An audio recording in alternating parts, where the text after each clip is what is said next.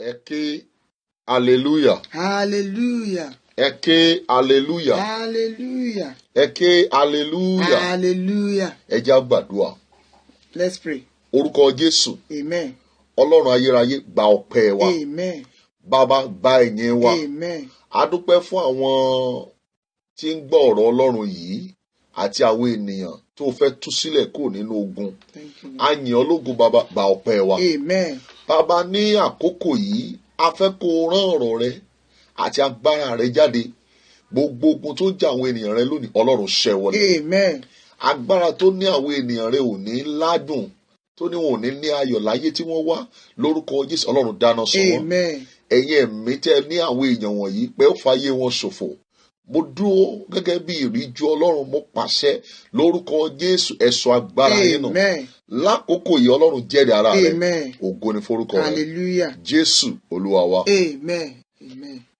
Orúkọ mi ni wòlíì Ọlọ́run I'm prophet of the Lord, Joseph Ọbádire. Joseph Obadire. Ọlọ́run rán mi sí ọ láti lè gbàdúrà fún ọ lórí ogunkógun tó lè máa dojúkọ. God sent me to you to pray for you concerning any battle you might face. A fẹ́ gbàdúrà lónìí yìí We want to pray today lórí ohun tí mo pè ní on what I call aṣọ ẹ̀gàn àti ìtìjú. garment of shame and reproach. Àdúrà lórí aṣọ ẹ̀gàn àti ìtìjú. Praying on garment of shame and Kó tó reproach. di pé a tẹ̀síwájú, Before we continue, mo fẹ́ ká kọrin yìí láti yin Ọlọ́run. I want us to sing to praise the Inú Lord. Ọlọ́run máa ń dùn tí a bá ti ń yìn. God used to be happy when we used to praise Him. Àwa yìn ọ́, Ọlọ́run wa.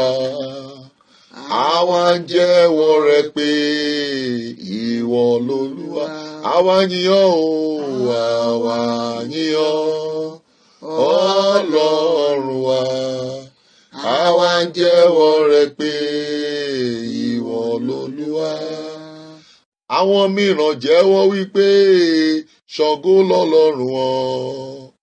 Àwọn mìíràn jẹ́wọ́ wípé Ọya lọ́lọ́run wọn.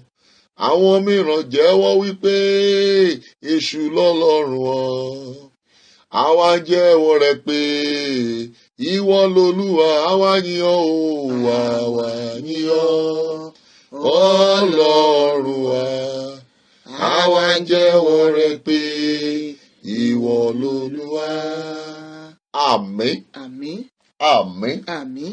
A fẹ́ ṣiṣẹ́ lórí ohun tí mo pè ní àdúrà lórí aṣọ ẹ̀gàn àti ìtìjú. We want to work on a prayer that I tag garment of shame and reproach. Ó sì máa dùn mọ́ mi nínú kó farabalẹ̀ ní àkókò yìí. And I would like you to be attentive this moment. Torí pé a máa gba àwọn àdúrà tó ní agbára. Because we are going to pray powerful Ṣí prayers. ọkàn rẹ payá, jẹ́ Open your heart. kí ọkàn rẹ kó wà níbí yìí. Let your mind be here Kó tó di pé a gbàdúrà, before we pray. ẹ jẹ́ ká wo ọ̀rọ̀ Ọlọ́run yìí ná. Let's check the word of God. Mo wà nínú ìwé Sakaraya. The book of Zechariah, Sakaraya orí kẹta, chapter 3, ẹsẹ̀ kínní from verse 1 títí dé ẹsẹ̀ keje. to verse 7. Ìwé Sakaraya The book of Zechariah, orí kẹta, chapter 3, ẹsẹ̀ kínní from verse 1 títí dé ẹsẹ̀ keje. to verse 7. Kí ló wí? Ó sì fi Joshua olórí àlùfáà hàn Ó mí. fi Joshua olórí àlùfáà hàn mí. Ó dúró níwájú áńgẹ́lì Olúwa. Ó dúró níwájú áńgẹ́lì Olúwa. Sátánì sì dúró lọ́wọ́ ọ̀tún rẹ̀ Sátánì dúró ní ọwọ́ ọ̀tún rẹ̀ láti kọjú ìjà sí i. láti kọjú ìjà sí i. Olúwa sì wí fún Sátánì pé, Olúwa wí fún Sátánì pé, Olúwa bá ọ wí, Olúwa bá ọ wí, ìwọ Sátánì, ìwọ Sátánì. àní Olúwa tí ó ti yan Jerúsálẹ́mù, Olúwa tó yan Jerúsálẹ́mù, ó bá ọ wí, ó bá ọ wí. igi iná kọ́ èyí Igi iná kọ́ ni èyí. tí a mú kúrò nínú iná. Yes. A sì wọ Joshua lé aṣọ èrí. Àwọ̀ Joshua ní aṣọ èrí àti aṣọ ẹ̀gàn. Ó sì dúró níwájú áńgẹ́lì Ó náà. dúró níwájú áńgẹ́lì náà. Ó sì dáhùn. Ó dáhùn. Ó wí fún àwọn tí ó dúró níwájú rẹ̀ pé, Ó wí fún àwọn tó dúró níwájú rẹ̀ pé, bọ́ aṣọ èrí nì kúrò lé ẹ ara bọ́ rẹ̀. aṣọ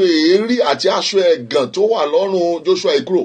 Ó sì wí fún wọn pé, Ó wí fún wọn pé, wò ó, wò ó, mo mú kí àìṣedéédé rẹ kúrò lọ́dọ̀ rẹ. mo mú àìṣedédé kúrò ní ọ̀dọ̀ rẹ̀. Èmi ó sì wọ̀ ọ́ lé aṣọ ẹ̀yẹ. Yes. Mo sì wí pé, Mo wí pé, jẹ́ kí wọ́n fi láwàní mímọ́ ẹ wé lé jẹ́ kí lórí. wọ́n fi wá láwàní mímọ́, ìyẹn ni pé aṣọ tó dá ẹ fi wọ̀ ọ́. Yes. Wọ́n sì fi láwàní mímọ́ wé lórí. Yes. Wọ́n sì fi aṣọ wọ̀ ọ́. Wọ́n fi aṣọ wọ̀ ọ́. Áńgẹ́lì Olúwa sì dúró tì í. Áńgẹ́lì Olúwa dúró tì í. Áńgẹ́lì Olúwa sì tẹnu mọ́ fún Joshua pé, Áńgẹ́lì Olúwa tẹnu mọ́ Joshua pé, báyìí ni Olúwa àwọn ọmọ ogun wí. báyìí ni Olúwa àwọn ọmọ ogun wí. Bí ìwọ bá bá rìn lé ọ̀nà mi. Bí ìwọ ò bá rìn ní ọ̀nà mi. Bí ìwọ ò bá sì pa àṣẹ mi mọ́. Yes. Ìwọ ó sì ṣe ìdájọ́ ilé mi pẹ̀lú. Ayé rẹ̀ ó yí padà ló jẹ́ bẹ́ẹ̀. Ìwọ ó sì pa ààfin mi mọ́ pẹ̀lú. Yes. Èmi ó sì fún ọ lé ààyè àti rìn láàrin àwọn tí ó dúró yìí. Ìwọ náà wàá lè rí ògo ayé rẹ lò. Ẹ kí hallelujah. Hallelujah. Ẹgbẹ́ yín ènìyàn Ọlọ́run. Hear the people of the Lord. Kí là ń pè ní aṣọ ẹ̀gàn? What do we call the cloth of reproach? Aṣọ ẹ̀gàn jẹ́ ohun tí a fi sí ènìyàn nínú ẹ̀mí. It's a garment that we put on someone in spirit. Èyí tí ó máa ń mú kí ohun gbogbo kó le fún ènìyàn láyé. It make everything hard for that person in this Òun world. ló máa ń jẹ́ kéèyàn ní ìdojúkọ. It makes that person to face challenges. A máa mú kéèyàn rí àtakò. You see, attack. Aṣọ ẹ̀gàn àti ìtìjú. The cloth of garment and reproach. Kì í jẹ́ kéèyàn ó lè fi ìgboyà rìn láàrin àwọn You ènìyàn. will not be able to walk boldly among the people. Èyí máa ń mú kí ènìyàn kó máa gbé ìgbé ayé tí ò ní ìtumọ̀. It makes someone to live a meaningful life. Aṣọ ẹ̀gàn.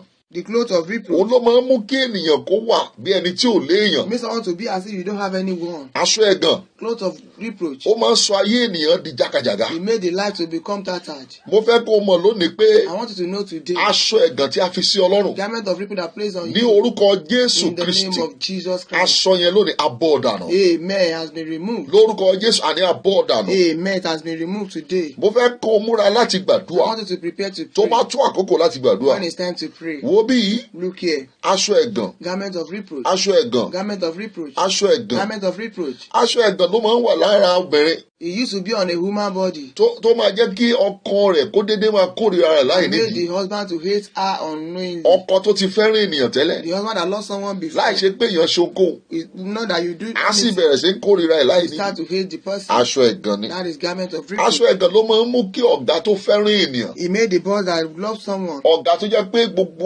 ohun tó máa ń ṣe ló fi ń hàn yàn. That whatever he do, he used to show the person. Ṣùgbọ́n lójijì, But suddenly, ó kàn dẹni tó ń kórìíra ènìyàn. he start to hate the person. Kò tiẹ̀ fẹ́ rí èèyàn rárá. He don't want to see the person at all. Wọ́n ti fi aṣọ ẹ̀gàn wo èèyàn yẹn The nìyẹn. garment of reproach have been placed on the Ṣùgbọ́n bí person. Olúwa ti ń bẹ tí ẹ̀mí rẹ̀ wà As God láàyè. living and the spirit lives. Gbogbo aṣọ ẹ̀gàn tán fi wọ̀ ọ́. All garment of reproach placed on you Lónìí lórúkọ Jésù abọ́ ọ̀dànù. shall be removed today. Mo ní Amen. abọ́ Shall ọ̀dànù. be removed today. Amen. Aṣọ ẹ̀gàn. The garment of reproach. Aṣọ ẹ̀gàn. Garment of reproach. Ó máa ń jẹ́ kí èèyàn kó má ní olóore rárá. He won't allow you to have a benefactor. Àwọn olóore á máa sá fún ènìyàn. The helper will start running away. Kò ní sí èèyàn tó fẹ́ ràn yàn There will be lọ́wọ́. no one to help. Àwọn èèyàn tó jẹ́ kó gbàdúrà fún èèyàn. Those are those supposed to pray for you. Aṣọ ẹ̀gàn gan lè sọ wọ́n di ọ̀tá fún The èèyàn. garment can make them turn to your enemy. Èèyàn ò ní fẹ́ rí ènìyàn You rárá. don't like to see the person. Gbogbo àwọn tó jẹ́ kó ràn yàn lọ́wọ́. All those that are supposed to help you. Aṣọ ẹ̀gàn máa mú kéèyàn kán máa sá fún irú èèyàn The bẹ́ẹ̀. garment of reproach will make them to flee from you. Aṣọ ẹ̀gàn kì í jẹ́ kéèyàn lọ́mọ o. It does not allow someone to have Tó children. bá rí ọ̀pọ̀lọpọ̀ àwọn ènìyàn tó rí pé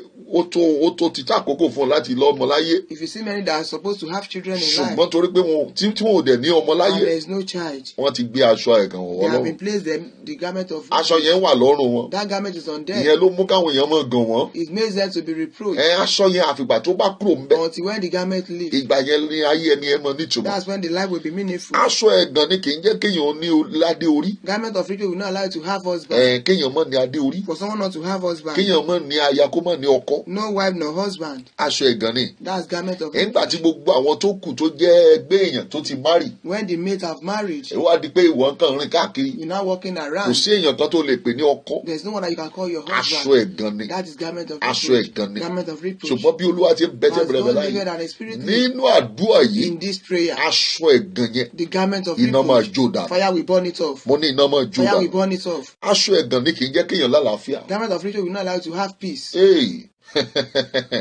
Aṣọ ẹ̀gàn kì í jẹ́ kéèyàn lálàáfíà. Will not allow you to be healthy. Èyí ló máa ń mú kí èèyàn má ṣe ohun tí ẹgbẹ́ rẹ̀ lè You ṣe. will not be able to do what your mates are doing. Àwọn èèyàn sáré wò lè sáré. People are running, you cannot run. Àwọn èèyàn bẹ̀rẹ̀ ò lè bẹ̀rẹ̀. People are bending, you cannot Àwọn bend. èèyàn fò sókè ò lè fò People sókè. are jumping, you cannot jump. Wọ́n ti fi aṣọ ẹ̀gàn sí ọ They lára. have placed on you the garment of Aṣọ reproach. ẹ̀gàn ni kò jẹ́ kó o lè dàbí àwọn ẹni tó kù. The garment of reproach will not allow you to be like others. Ṣùgbọ́n bí Olúwa ti ń bẹ, But as God liveth, Ọlọ́run yóò mú kúrò God lónìí. will take it away today. Aṣọ ẹ̀gàn ni máa ń fa àlákàlà fún The èèyàn. garment of reproach cause Kéèyàn nightmare. máa rí àlá tí ò dáa. For you to be having bad Eégún kó máa léèyàn. dream.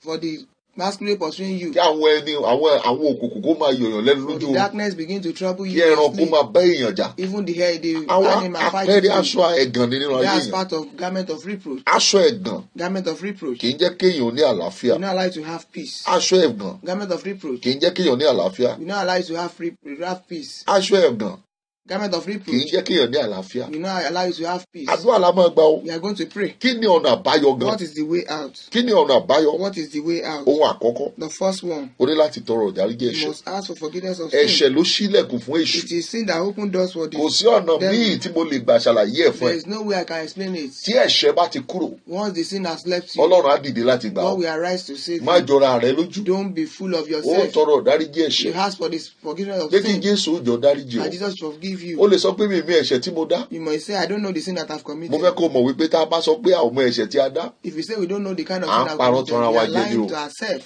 òtítọ́ kò sí nínú wa. There is no truth in us. Ṣùgbọ́n tó o bá lè gbàdúrà But if you can pray, pé dáríjì mi that Ọlọ́run, forgive me, Lord, á dáríjì ọ. God will forgive. Ohun kejì, The second thing, Bíbélì sọ fún wa nínú ìwé Jákọ́bù. Bible talk in the book of James, Ìwé Jákọ́bù, the book of James, ìyẹn James chapter 4 verse 7. 4:7. Ìwé James chapter 4 verse 7. James 4:7. Bíbélì bá wa sọ̀rọ̀ kan níbẹ̀. The Bible spoke to us Ó there. máa wù mí kó o mọ̀ ọ́. I would like you to know Lórí èyí this. ló máa ràn ọ́ lọ́wọ́ láti lè This will help gbàdúrà. you to pray. Tó o bá mọ òfin Ọlọ́run If you don't know the law of God, àti bọ́ lábẹ́ ogun yìí kò ní rọrùn. to be free will not be easy. Ìwé Jákọ́bù The book of James, orí kẹrin chapter 4, ẹsẹ̀ keje verse 7. kí ló wí? Nítorí náà, Nítorí náà ẹ tẹríba fún Ọlọ́run, ẹ kọ́kọ́ tẹríba fún Ọlọ́run, ẹ kọjú ìjà sí èṣù, ẹ wá kọjú ìjà sí èṣù, òun ó sì sá kúrò lọ́dọ̀ yín. yóò sá kúrò. Ọ̀nà kan ṣoṣo tí èṣù fi ń sá fún èèyàn, The only way that the devil used to flee from òun ni someone kó o kọjú ìjà sí. is for you to face it. Lẹ́yìn ìgbà tó ti tọrọ ìdáríjì After ẹ̀ṣẹ̀, you have asked for the ó forgiveness ti of sin, tẹríba fún Ọlọ́run. you are submitted to Ohun God. tó kù fún ọ, What is left to ó you ní kó o kọjú ìjà sí. is to face the devil. Ó ní láti gbàdúrà You must pray láti kọjú ìjà sí. to face the devil. A fẹ́ lọ gbàdúrà We báyìí. want to go and pray now. A fẹ́ gbàdúrà. We want to pray. A fẹ́ gbàdúrà. We want to pray. Ohun àkọ́kọ́, The first thing, mo ní àdúrà méje tá a fẹ́ gbà. I have 7 prayers for us to pray. Ṣùgbọ́n ká tó gbàdúrà But yìí, before we pray, máa fẹ́ kó o tẹrí rẹ bá. I want you to bow your head. Ó sọ fún You are Ọlọ́run, going to tell God, Olúwa, Lord, dáríjì mi. forgive me. Ẹ̀ṣẹ̀ mi tó fa ogun sínú ayé The mi, sin that caused problem into my dáríjì mi. life, forgive me, Ó Lord. yá gbàdúrà. Pray. Bàbá lórúkọ Jésù, gbogbo ẹ̀ṣẹ̀ tó ń fa ogun sínú ayé mi, Ọlọ́run dáríjì mi. Ọlọ́run dáríjì mi. Gbogbo ẹ̀ṣẹ̀ tó ń fa ogun sínú ayé mi, Olúwa jọ̀ọ́ dáríjì mi. Ọlọ́run dáríjì mi, dáríjì mi, dáríjì mi, dáríjì mi. Jésù Olúwa wa. Amen. Jésù Olúwa wa. Amen. Jésù Olúwa wa. Amen. Ẹ já dúpẹ́ lọ́wọ́ Ọlọ́run. Let's give thanks to God. Olúwa mo dúpẹ́ Lord, I thank you torí pé ó máa ṣàánú fún mi because you lónìí. are going to have mercy on me today. Wàá gbà mí lọ́wọ́ ogun tó ń jà mí. You are going to save me from the problem that Ẹ faces já me. gbàdúrà ọpẹ́. Let's begin to pray. Bàbá Father, wa in àti the name Ọlọ́run, of mo Jesus, dúpẹ́ Lord, lọ́wọ́ I yín thank you. torí pé ó ṣàánú Thank you fún mi because you are lónìí. going to have Ẹ ó mercy gbà on mí me lọ́wọ́ ogun tó today. ń jà mí. Lord, I thank you because you are going Ọlọ́run to ṣé save o, me from every mo battle gbé ọ̀gá that o, rage against my torí pé life. wàá ṣàánú Lord, I fún mi bless you. lónìí. Father, I Mo thank yìn ọ́ you. lógo torí Father, I aláàánú ni thank ọ́. you because you are going Ọlọ́run to gba have ọpẹ́ mercy mi o. on me. You Olúwa are gba going to àyìn have mi o. mercy on me Mo dúpẹ́ today. lọ́wọ́ rẹ Lord, I torí thank pé ó you. gbà mí Lord, lọ́wọ́ I ogun thank tó ń you. jà mí. Lord, I O thank ṣé o, you. You save o me ṣé from o, the o problem ṣé o, that is facing o me. ṣé o, Lord, I o bless ṣé o. you. Lord, I thank you. Jésù Olúwa wa. Amen. À ń lọ bí tá a dé báyìí. We are going to where Mo fẹ́ we kó are o going. múra láti gbàdúrà. Be prepared Kó to tó di pray. pé a gbàdúrà yìí, Before we pray, mo fẹ́ kó o gbé omi kan síwájú I want rẹ. to place water before Mo you. gbàgbọ́ nínú agbára Ọlọ́run lórí I omi. believe in the power of God over water. Wá kọ́ọ̀pù kan kó o fi bu omi Look sí. for a cup and put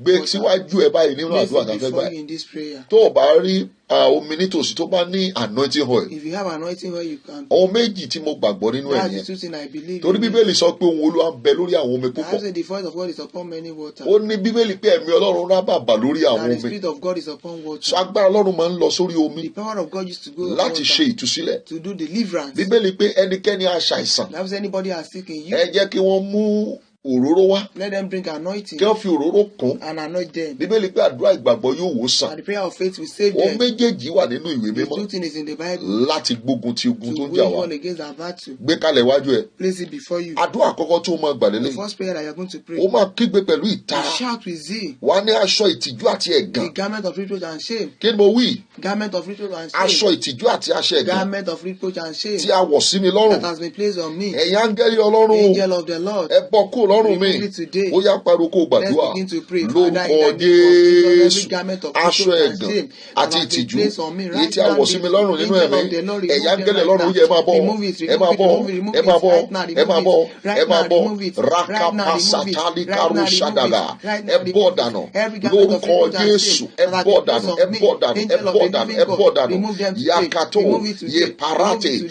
today. Remove it today. Zekontorodosha. Remove it today. Jésù Remove Olúwa wa. it today. Amen. Olúwa sọ pé obìnrin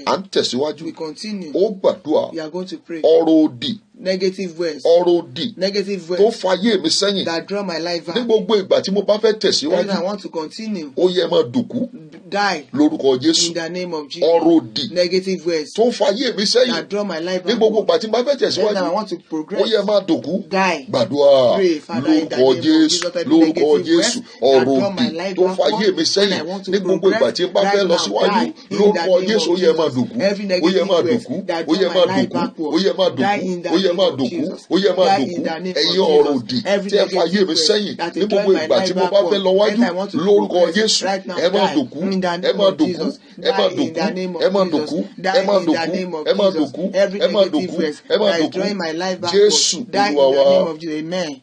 Ọlọ́run ní kí n sọ fún obìnrin yìí God said I should tell this woman ó nítorí pé ó kúrò nínú ẹ̀sìn kan òun ṣe ẹ̀sìn mi that because you left a religion to a ìdí ẹ̀ náà religion, fi ń yọ ọ́ lẹ́nu. that's why you have been Mo trouble. wá gbàdúrà I now pray. gbogbo àwọn tó ń lo àdàbí lé ọ lórí Everyone that use negative words of pé tí concerning kì bá you, ṣe pé àwọn làwọn rán ẹ débi tó that dé if not they are the one that send you to tó wá where you kúrò will get nínú to, ọ̀nà táwọn fi ọ́ sí and you now left their way, tí wọ́n fi ń jà ọ́ lógun and they start troubling you, agbára tí wọ́n lù lú ẹ lórí power that they lónìí use upon you. iná kó ju agbára yẹn run Amen. mo ní iná kó ju agbára yẹn run Amen. iná kó ju agbára yẹn run Amen. gbogbo àwọn tó ń lo agbára òkùnkùn All that use evil power lórí ayé rẹ lónìí concerning your life lónìí today. Ọlọ́run dáná sun Amen. obìnrin yẹn That woman, Olúwa sọ wípé o ti ń lálàá God said you have been o dreaming. ń bára rẹ tó wọ aṣọ funfun You see yourself wearing white tí garments wọ́n fi ẹfun kùn that they use white chalk.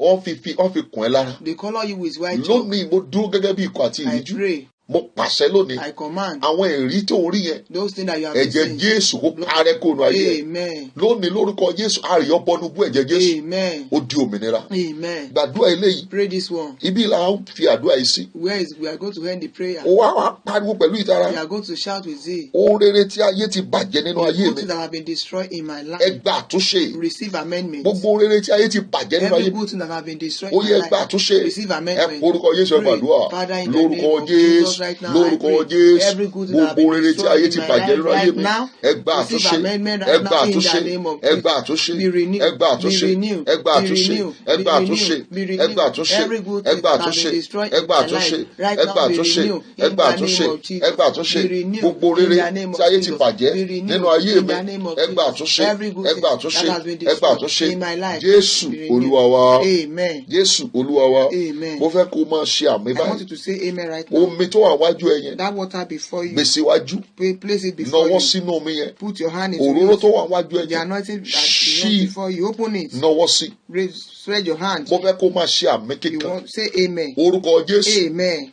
orúkọ Jésù Amen. orúkọ Jésù Amen. Bíbélì wípé The Bible says ó rán ọ̀rọ̀ rẹ̀ He sent His word ó sì mú wọn lára and dá delivered them. ó gbà wọn kúrò nínú He ìparun saved them from their mo rán destruction. ọ̀rọ̀ Ọlọ́run jáde I send the word of God ogun tó today. jà àwọn ìránṣẹ́ The yìí battle that faces lórúkọ people. Jésù ó yá máa ṣẹ́ Amen. ìwà agbára The power tó ń yọ wọ́n lẹ́nu that troubled them, tó jẹ́ kí wọ́n ní that àlàáfíà didn't allow them to ní receive orúkọ peace. Jésù In the name of iná kó Jesus. máa jó ọ̀run Amen. iná kó máa jó ọ̀run Amen. iná kó máa jó ọ̀run Amen. ta ni alágbára náà Who is that powerful one tó lóun ò ní jẹ́ òdìdé that say you will not rise? ta lálágbára náà Who is the powerful tó lóun ò one ní jẹ́ káyé onítùmọ̀ that say your life will not be lórúkọ meaningful? Jésù In the name of idà Jesus. Ọlọ́run jẹun lára Amen. idà Ọlọ́run jẹun lára Amen. idà Ọlọ́run jẹun lára Amen. mo gbàdúrà I pray ibi tá a gbé ọ pamọ́ sí where you have been kept, tó òfin lè jáde that you are not able to see tó outside. òun rìn ṣùgbọ́n ayé ò rí ọ You are walking the world, you don't lónìí see mo you. pàṣẹ I command lórúkọ Jésù in the name of àgbé Jesus. ọ jáde lónìí Amen. àgbé ọ jáde lónìí Amen. àgbé ọ jáde lónìí Amen. ọ̀rọ̀ rẹ dayọ̀ Amen. omi tó gbé kalẹ̀ yẹn agbára Ọlọ́run kó wọnú ẹ̀ lọ. Amen. gbọ́ bí o bá ti ń momi ogun tó ń bẹ nínú ayé kó máa ṣẹ́ Amen. àìsàn tó wà nínú àgọ́ yẹn lónìí lórúkọ Jésù mo ní kó pòórá Amen. gbogbo àwọn fibroid tí ò jẹ́ kó o lè bímọ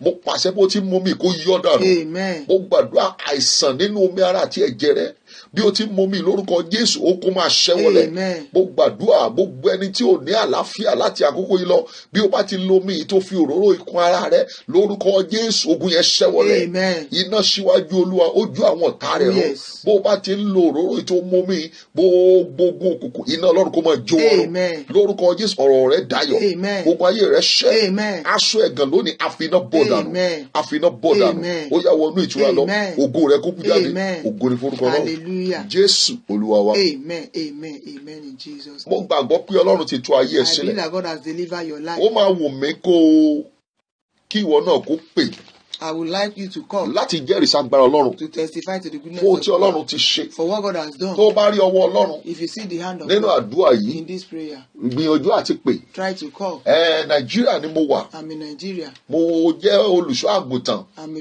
pastor nínú ìjọ Bidder South International Ministry. at Bidder South International Ministry. Ọlọ́run lò mí láti gbé iṣẹ́ ìránṣẹ́ náà kalẹ̀. God used me to establish the ministry. Ìjọ yẹn wà ní Nàìjíríà ní ìlú Ogun State. It's in Ogun State.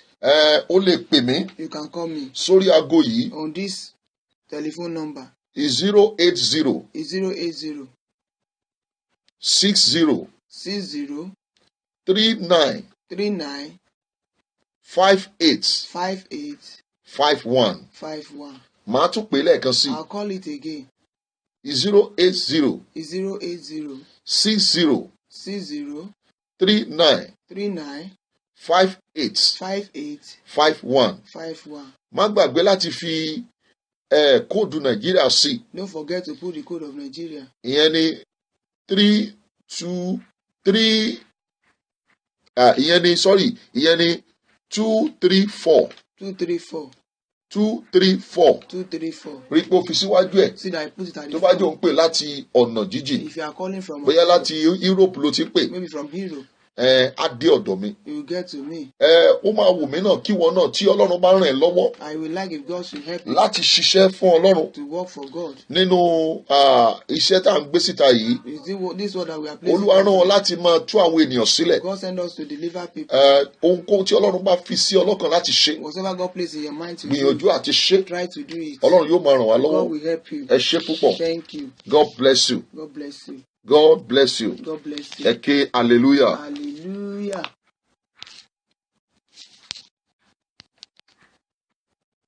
Ẹ ké hallelujah. Hallelujah. Ẹ ké hallelujah. Hallelujah. Ẹ ké hallelujah. Hallelujah.